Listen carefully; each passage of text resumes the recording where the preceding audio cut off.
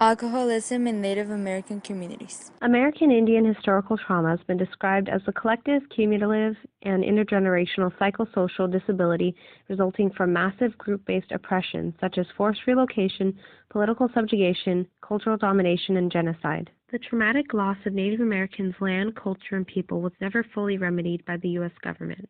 This contributed to vulnerability to poor health being passed down through secondary transmission, that is, without first-hand experience with the trauma. Vulnerabilities to poor health may result from different biological mechanisms, as well as elevated cortisol levels, childhood poverty, and poor maternal health. Conscious awareness of traumatic memories that have not been resolved serves as an exacerbating factor for psychological problems. However, many Native Americans understand their current health and social issues as related to past trauma. It is hypothesized that the root of most present-day health problems among Native Americans was the colonization of the life world.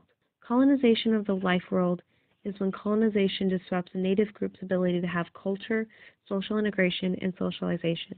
American Indian elders and children were usually the groups hit hardest by war and disease. The effects of this were highly significant. The elders who had retained a wealth of medicinal knowledge and cultural and spiritual practices could not teach those practices to others in their tribe, and the children were a loss to the next generation where they might have affected social change. Tribes were often forced to leave their lands and relocate to other areas.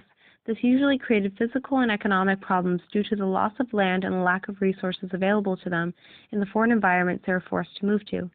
The loss of land and the meaning attached to it was also a loss of identity, as well as a loss of autonomy because they had no control over their regulation and ability to move throughout the land to attain more resources.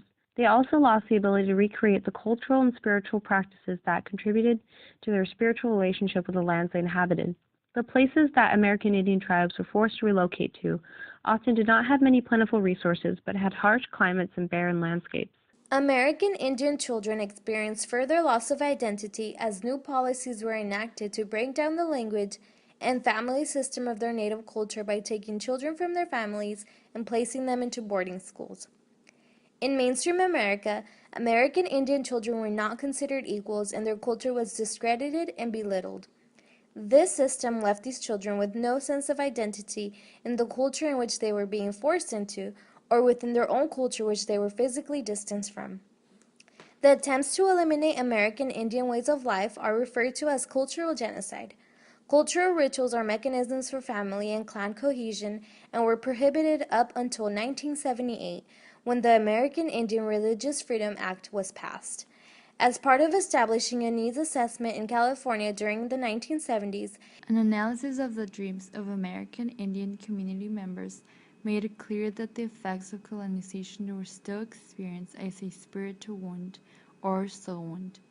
The unhealed soul wound has led to alcohol and substance abuse being a factor in more than 60% of mortality and morbidity in Native Americans. Native American communities have significantly higher rates of substance abuse compared to the overall United States population.